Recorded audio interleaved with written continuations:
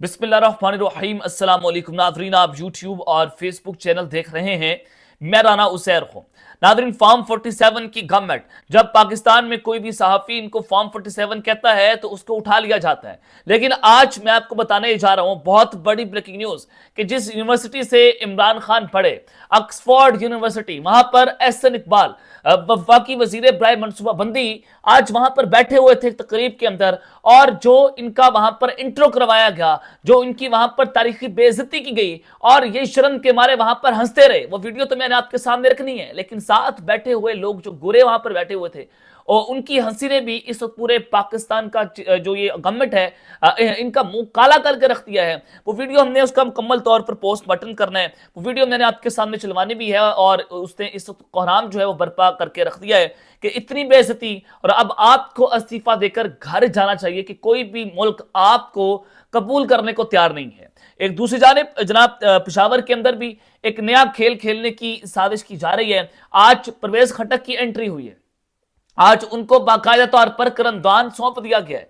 उसके पीछे असल साजिश क्या है, क्या मुहर्रकात हैं, कैसे वफाक खैबर पख्तूनख्वा में एक नया खेल खेलने जा रहा है। गंडापुर और शहबाज शरीफ एक दूसरे के आमने सामने आकर खड़े हो गए हैं।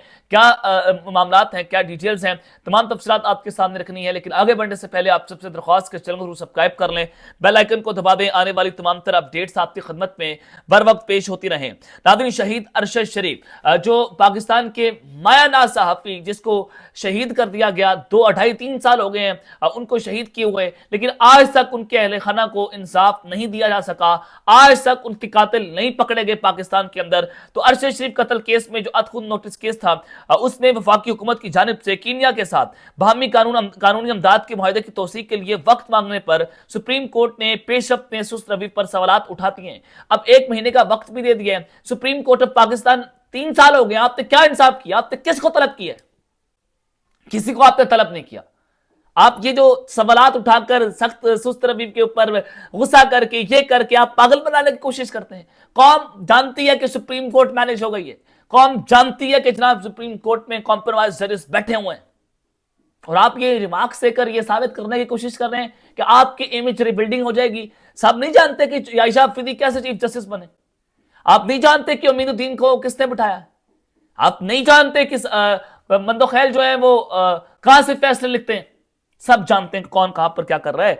तो सुप्रीम कोर्ट के आईनी बेंच ने सीनियर सहाफी अरशद शरीफ कत्ल केस में हुकूमत को रोजाना की बुनियाद पर होने वाली पेशरफ्त रिपोर्ट पेश करने का हुक्म जो है वो जारी कर दिया है। अब मैं इसके ऊपर ज्यादा बात नहीं करूंगा, क्योंकि मुझे भी पता है, आपको भी पता है, रोजे के साथ हूं मैं, कि हमने इस केस के अंदर अरशद शरीफ के हवाले से कोई इंसाफ नहीं मिलना, रहती दुनिया तक इंसाफ नहीं मिलना। तो हम, आपको भी पता है कि जनाब ये कौन था इसके सारे खेल के पीछे। और फिर सरदार एजाज इसहाक जो हैं इस्लामाबाद हाई कोर्ट के जज साहब, उन्होंने निज़ाम का कच्चा छट्टा खोल कर रख दिया है। जनाब उन्होंने कहा, मिसाल यूसुफजई की जो समात थी, दरख्वास्त थी, उसके ऊपर समात हुई। जस्टिस सरदार एजाज ने कहा कि जो सारा कुछ जो हो रहा है उसका नाम हम भी नहीं ले सकते। जहां से हो रहा है, कौन कर रहा है, हम जानते हैं, लेकिन नाम नहीं ले सकते। तो लिहाजा ये आज एक जज साहब ने पूरे सिस्टम की आत्मा जो है वो रोल कर रखती है। और अब जनाब मैं आपको बताना चाहता हूं कि पेशावर के अंदर नया खेल खेलने की साजिश इस वक्त शुरू हो गई है। गंडापुर और शहबाज शरीफ के दरमियान एक नई जंग का आगाज हुआ है।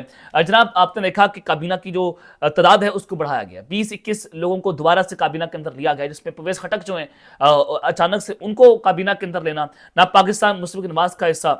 राना सावला ने भी कहा कि नून लीग जो है वो उनको नहीं लेना चाहती। लेकिन आपको पता है कि परवेज खटक जो है किसके बंदे, जैसे वो नकवी जो है मंजूरी नजर है, परवेज खटक साहब भी मंजूरी नजर है, तो उनको जनाब काबीना के अंदर ले लिया गया और उनको एक अहम तरीन करमदान जो है वो सौंप दिया गया। काबीना डिवीजन ने वज़ीर आज़म की मंजूरी के बाद नोटिफिकेशन जो है वो जनाब जारी करती हैं। तारिक फजल चौधरी को पार्लिमानी अमूर, अली परवेज को वजारत पेट्रोलियम, जबकि हनीफ अब्बासी को वज़ीर रेलवे मुकर्रर कर दिया गया है। खालिद मकसी को साइंस और टेक्नोलॉजी और मोइन वटू को आबी वसाइल, मोहम्मद जुनैद अनवर को मैरीटाइम अफेयर्स, रजा हयात को वजारत दफाई पैदावार और शिजा फातिमा ख्वाजा को इंफॉर्मेशन टेक्नोलॉजी एंड टेलीकम्युनिकेशन की वजारत जो है वो दी गई है। अब जो इस पर सबसे इंपॉर्टेंट बात है वो ये है कि जनाब जो वज़ीर दाखिला है वो मोहसिन नकवी साहब है। अब मैंने आपको कल खबर दे दी थी कि परवेज खटक साहब ने दो वजारतें मांगी हैं कि उनको या तो उम्र दाखिला दिया जाए या फिर उनको जो है वो वजारत दिफा दी जाए। अब दोनों से इस्तीफा लेने की इस वक्त कोशिश की जा रही थी कि ख्वाजा आसिफ जो है उनको वजारत दिफा से हटाया जाए और उनको दिफाई पैदावार का वजीर लगा दिया जाए। वो खबर जो है काबीना के अंदर चली, लेकिन पाकिस्तान मुस्लिम लीग नवाज वाले इसके ऊपर मुत्तफिक नहीं हुए कि हम अपना बंदा जो है वो यहां से नहीं हटा सकते, तो लिहाजा मोहसिन नकवी से आप इस्तीफा ले नहीं सकते थे। अब आपको जो मैं बता रहा हूं कि आज जो परवेज खटक हैं उनको जनाब वजीर आजम का मशीर मुकर्रर कर दिया गया है अमूर दाखिला के ऊपर, यानी कि जो इंटीरियर मिनिस्ट्री है उसके ये मशीर होंगे वज़ीर आज़म के। तो उस हवाले से जनाब ये होने क्या चाह रहा है, अब आपने इस पूरे खेल को समझना है, इस पूरी साजिश को देखना है कि साजिश रचाई जाएगी। अब देखिए इस पूरे मुल्क की जो सिक्योरिटी है वो खास तौर पर KPK में जो दहशतगर्दाना हमले हो रहे हैं वो एक सवालिया निशान है। आपने बन्नू का वाकया भी देखा, आपने कूड़ा खटक भी देखा, तो ये कहां से हो रहा है, कौन करवा रहा है, और फिर उसमें वफाक जो है वो KPK गवर्नमेंट को इसका मुर्द इल्जाम ठहराती है। क्या आपकी खारजा पॉलिसी इसकी जिम्मेदार नहीं है? क्या आपका जो इंटीरियर मिनिस्ट्री है वो इसकी जिम्मेदार नहीं है? फिर मैं जब नाम देना शुरू कर दूंगा तो बहुत सारे लोगों को मसला हो जाएगा। तो परवेज खटक को दाखिला मुर्द सुपर्द करने का वाज़ेह मकसद है ये है कि वफाक जो है वो KPK में खुलकर मुदाखलत करने जा रहा है। एक चीज मैं आपको बता दूं, अब जाहिर है परवेज खटक का ताल्लुक कहां से, KPK से जूते मारकर इसको निकाल दिया गया 8 फरवरी को। अवाम ने इसको रिजेक्ट कर दिया क्योंकि इसने इमरान खान के पीठ पर चूहा खोपा था। तो इस सबके अंदर वफाक को KPK में ऐसा बंदा चाहिए था जो KPK से और तजर्बा भी रखता हो। परवेज खटक इनके पास एक आखिरी ऑप्शन थे, तो KPK से हैं और वज़ीर आला भी वहां पर रह चुके हैं, तो उनके पास तजर्बा भी है और फिर वो वज़ीर दिफा भी रह चुके हैं। तो लिहाजा अब उनको कहीं ना कहीं उनका वजूद रहता था, तो उनको वहां पर लगाया गया। अब आप डॉट से डॉट्स कनेक्ट करें तो आपको अंदाजा हो जाएगा कि KPK की एक पूरी सिचुएशन को अपने हाथ में लेने के लिए और परवेज खटक को जनाब इन्होंने काबीना के अंदर शामिल किया है ताकि KPK की जो पूरा सिस्टम है उसको भी हाईजैक कर लिया जाए। अब KPK में वज़ीर आला अली अमीन गंडापुर के लिए सबसे बड़ा चैलेंज जो पैदा होने जा रहा है वो है KPK की ब्यूरोक्रेसी।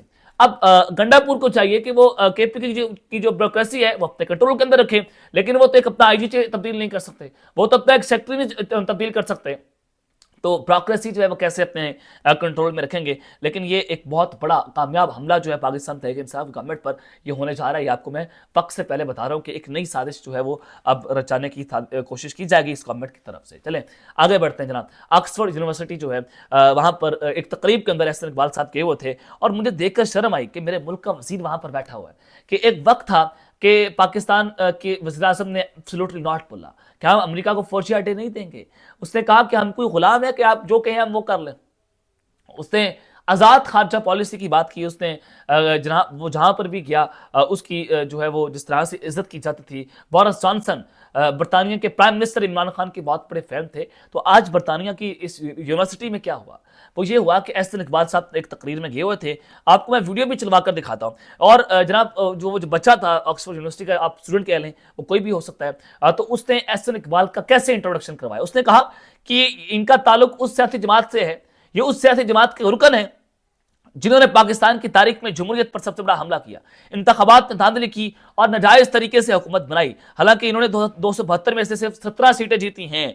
ऑक्सफोर्ड यूनिवर्सिटी में एहसन इकबाल का तारुफ जो है वह ऐसे करवाया गया और जो आसपास बैठे लोग थे वो वहां पर हंस रहे थे। जो गोरे बैठे होते उनके साथ बैठे होते एहसन इकबाल के, वो हंस हंस कर पागल हो रहे थे और एहसन इकबाल भी शर्मिंदगी के बायस, शर्म के बायस से वहां पर मुस्कुरा रहे थे। यानी कि ये आपका मुकाम है। आप सबसे पहले वीडियो देखें फिर हम बात करते हैं।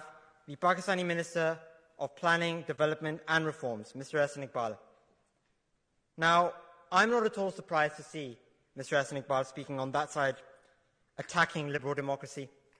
After all, Mr. Iqbal's party launched the greatest attack on liberal democracy in Pakistani history by working with the military to rig elections and form a government despite having only won 17 out of 272 seats fairly.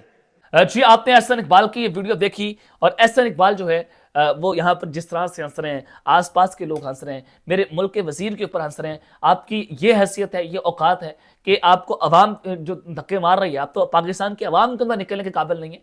मुझे तो आज पता चला कि आप बरतानिया में नहीं जा सकते, आप किसी और बाहर की यूनिवर्सिटी में बैठ नहीं सकते। आपका तारुफ होता है कि आप मैंडेट चोर हैं, आपका तारुफ ये होता है कि आपको मुसल्लत किया गया इस मुल्क के ऊपर, आपका तारुफ होता है कि आप चोर चक्के डाकू।